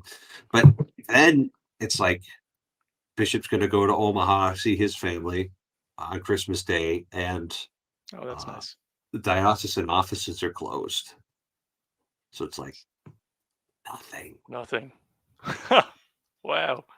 So, yeah, I'm going to have to figure out productive ways to keep myself busy. One thing I do have to do is uh, get caught up. So I tested out of the first semester of Latin for my canon law degree. Hmm.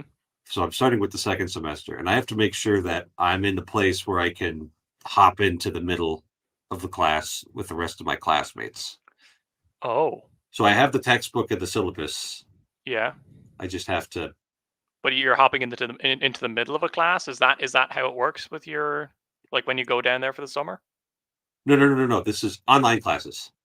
Oh, oh, okay. So my Okay. all the rest of my classmates, or at least most of the rest of my classmates, have been taking online classes since August Okay. for their Latin. I tested out of that, but this January I Yeah. hopped back in. So I Yeah. just got to make sure I've got my ablative absolutes all straightened out. And Uh-oh. yeah, I don't no idea. I know yeah, ablative is a case, but I don't know. yeah.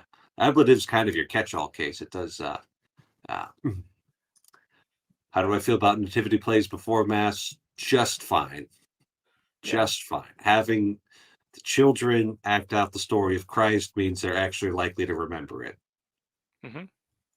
That and I think living it's stations of the probably cross, fan of both, as long as it's done with an appropriate amount of decorum and seriousness. mhm. Do they do that in Ireland? Maybe they do. I just don't know. I don't think it happens in my parish, at least not for the past 2 years. Yeah, no nativity plays, no passion plays. I'm sure they're done somewhere, but I've never seen it done. It's the most natural thing in the world. We're going to Yeah. celebrate this big holiday. Okay. We're going to act it out. Make the story kind of a little more alive. Yeah, that makes sense. That makes sense for me. I don't like. I don't know how ordinary it is to have it happen in a church though. Like, surely that's a if you have one parish That's the hall. main way I've seen it done. Okay. You know, Okay. it usually they're not in the sanctuary; they're kind of in front of it, which Okay. seems appropriate to be. It's like you got the holy place there, and then we've got this in between place, and you could do it in that in between place Mhm. when the whole rest of the congregation's sitting out there, and it's like it's a way of bringing the story down. Oh, yeah, that would make sense. Yeah. So, so yeah, they shouldn't be doing it in the sanctuary if they can avoid it. But it would also be quite fitting to do it in a social hall, gymnasium. Okay. Yeah. Cool. So well, you got flexibility with it. I'm a fan, though. I am a fan, Mr. Philip Nickerson. Nice. Okay. I want to see one of these now. Yeah, they're usually like, cute things for the kids, and they put on costumes. Um, That's great. Sally Joe coming in with more fire. There's a false humility of worshiping the ugly and unrefined that incidentally has to happen if you reject the historical norm of beautiful churches. I think so. Yeah. Yeah. I think that's going to happen. Yeah. When we But yeah, forget, we still love you despite being a Baptist, Sally. that's true. Yeah. Well, Adam, any final thoughts? Um, it's not Christmas yet. All right. No, no Merry Christmases just yet. All right. We're still in Advent. We're still in that penitential season. But when you see the appropriate liturgical color for Christmas tide, which I think is white, then End it. yeah, that's it, exactly right. That's when you bring out the carols. I always feel guilty about doing carols, Christmas You know, carols I in did I Advent. I did sing Christmas carols last night because it was Father Cody's 88th birthday, and he Okay. wanted to do it. So I was like, Yeah. okay, I'll let my hyper Adventism down. Um, for Father Cody, he's Absolutely. over 60 years of priestly service. He's we'll Yeah. just do this. Yeah. Yeah. Try and do well, and don't be scandalized, and don't be a cause of scandal, and adhere to the tradition of our ancestors and the tradition given to us by the Lord. Um, don't go crazy with being a Westerner, and remember that Jerusalem's the center of the world. All right. I will see you Good night. guys during the Christmas season. God bless you all.